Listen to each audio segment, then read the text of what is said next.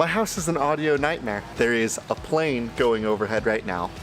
Across the street that way, there's somebody doing yard work. And I heard a garbage truck just earlier. So I don't know if the gardener counts as essential labor. So I feel like what he's doing is a criminal crime, but I could be off on that. So the gardener stopped, but there's been 2 planes back to back now. So any second I'm gonna start recording this and the audio is gonna be okay.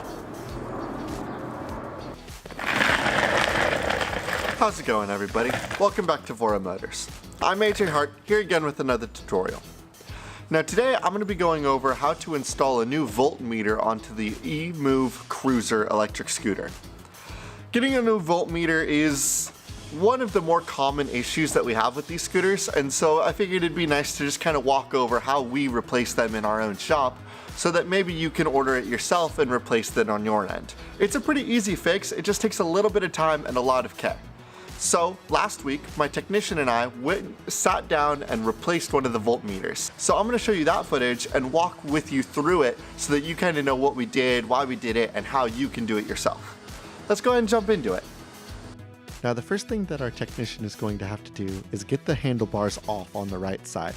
We're using a screwdriver to kind of pry it loose and spraying a little bit of simple green inside to try to loosen up this space. It's going to be a little bit of a project to get all of these handlebars off, and you're going to need a good amount of force. This can take a little bit.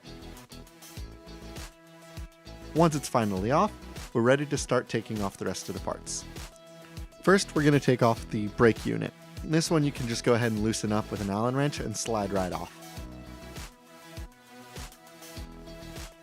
Next, we're going to take off the LCD display. There would be an LCD right here at the top, but that's being repaired on this scooter. Just loosen it a little bit and slide it right off. You do need to be careful though, because there are going to be 4 nuts on the back end that you want to make sure you don't lose. Next is the actual voltmeter itself. If you go to the back, you can loosen this little screw and slide it right off that too.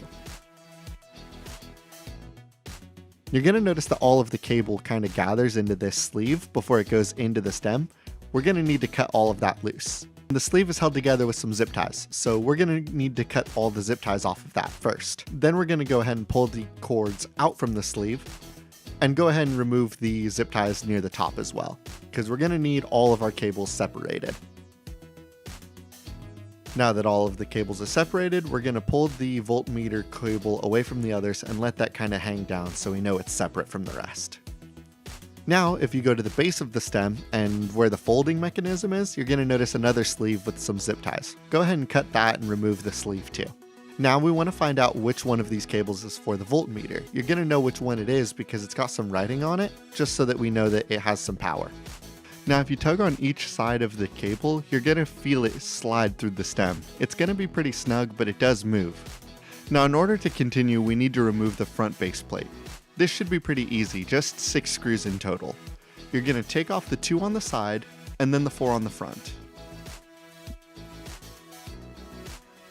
Now that the screws are out, we're just going to bang the front plate off and pull it away. Now we're going to start tugging the cable down into this lower area so that we have enough slack for the next step. It is still going to be a little snug, but you're going to want a little bit of wiggle room for this. Now that we have some slack, we're going to go ahead and pull the controller out. Now that the controller's out, you're going to see a whole mess of cables. I want you to hunt down the blue, green, and yellow cables that have a white and green end connecting them.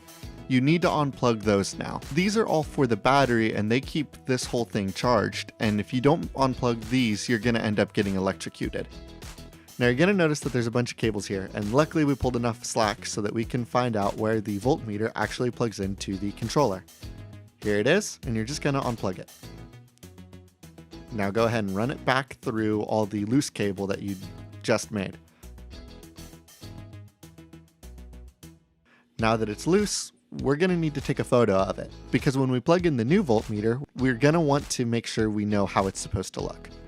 Now you're going to go ahead and pull these wires out from the voltmeter connector, but you do need to be careful when you're pulling these out because you don't want it to break.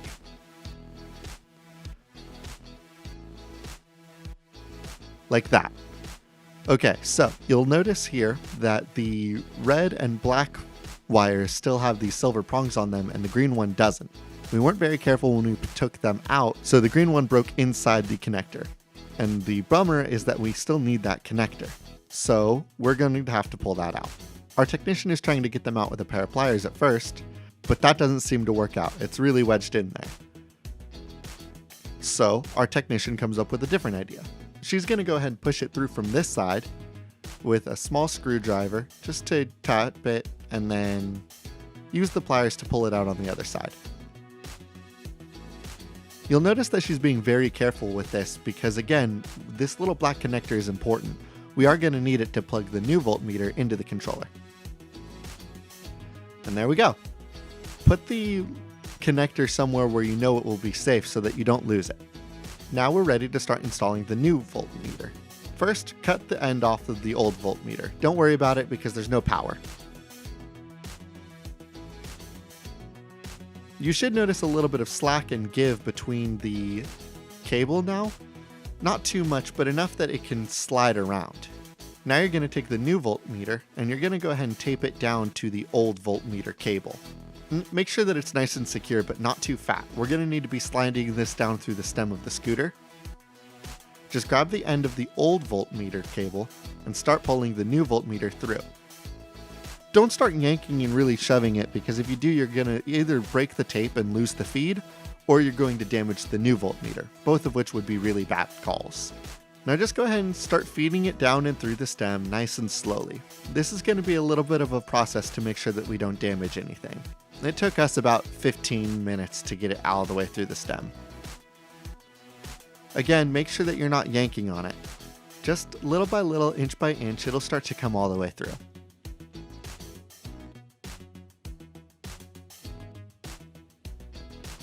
And there we go on this end, starting to come through.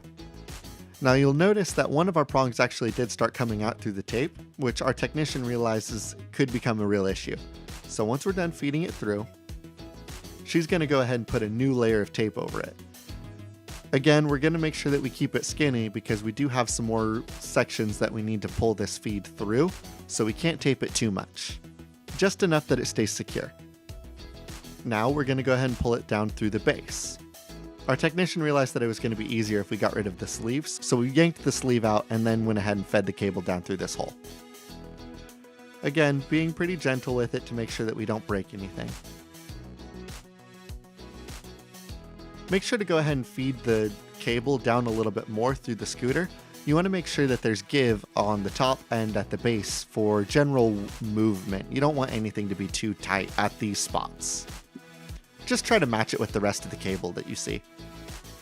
Now we're going to go ahead and start removing all the tape. This is also going to be a process. Our technician is going to start using a razor blade, but I can't really recommend that. She knows what she's doing and is a trained professional, and I know that if I tried to do this, I'd probably damage one of the two cables, which we're really not trying to do right here. We're going to go ahead and feed it back through the little corner like the rest of the cables do. Now we're going to go ahead and take that connector from previously and plug our ends back into the connector. Go back to that photo that we took a little bit earlier to make sure that you have the connections right when you plug it back in. If you plug them into the wrong spots, you're going to run into new voltmeter issues. When you push them into the connector, you should hear and feel a little click or pop so that you know that it's seated correctly. Just go ahead and push them in until you hear that click. But again, be a little gentle, you don't want to break anything. Now that we're all connected, we're going to go ahead and plug it into the battery control. You'll notice that the red matches to where the red is on the other side, same with the black and the green. It should be pretty easy to tell if something's gone wrong. Now, if you look at the voltmeter, and you put the key in and turn it, you'll see that it starts reading. Now, we have to start putting it all back together. We'll start this by plugging in the power cords that we unplugged earlier first. Green to green, yellow to yellow, blue to blue, just like it was before. Then, we're going to start tucking some of these cables in so that we can get the controller in.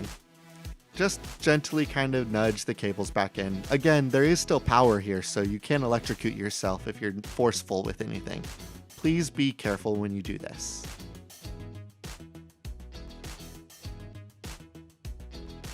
we're going to go ahead and slide the controller in here, and we notice that it's not quite seated right. So we're going to take it out and push it in again and try to make this right. Again, please be careful, and this project takes a little bit of time to get done right. And this time it sits a lot better.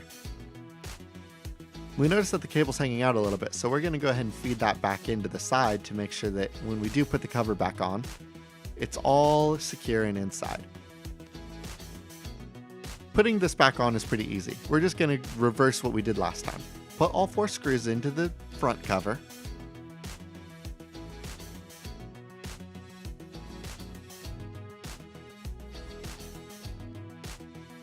And then tighten the screws on the 2 sides.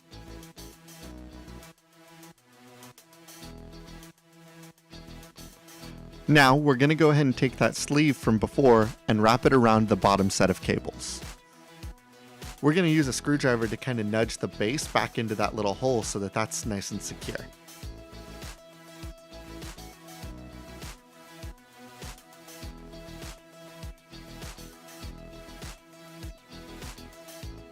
Once that's secure, we're going to go ahead and put a zip tie back on the base like we did before, and we're going to put a zip tie near the top. We're going to go ahead and cut the ends off of that too, just so it looks a little bit nicer. Now, when we get to the top, we're going to go ahead and stand the scooter up so that we can see where all these cables end up. When you slide them on, you're going to slide the voltmeter on first. Then you're going to slide on the LCD display. Again, normally you would have the actual display attached to this little brace. And then we're going to slide on the brake. Finally, we're going to slide on the grip. We're going to go ahead and put it on and use a dead blow hammer to kind of nudge that where it should be. We're going to slide the brake all the way to the handle and then tighten it with the bolt on the bottom. We'd also go ahead and tighten the LCD around the same spot and make sure that all your cables are kind of gathered together.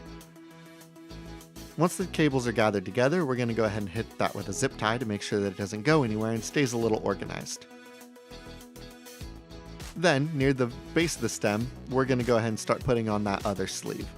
Just go ahead and wrap it around all the cables that you can. If some stuff is a little bit more wiggly now, it should be fine. Just gather up what you can. We're going to tuck the bottom into the stem as much as we can manage. And then we're going to hit that with a zip tie. We're also going to hit a zip tie on the top of the sleeve. And just like that, you should have all of the cables tightened and secure so that your voltmeter is ready and new and installed. You're going to want to tighten the nut on the back to make sure that it's angled where you want it to be. And there you have it. Replacing the voltmeter is, like I said, a pretty easy fix. It just takes some time and a lot of patience. We hope that this video helped, and if you have any other concerns or thoughts that you might have about replacing the voltmeter, go ahead and leave that in the comments down below. And if you have any ideas for other videos that you'd like to see us do, go ahead and leave those in the comments down below too. Thank you so much. We hope that this helps, and we hope you enjoy your ride.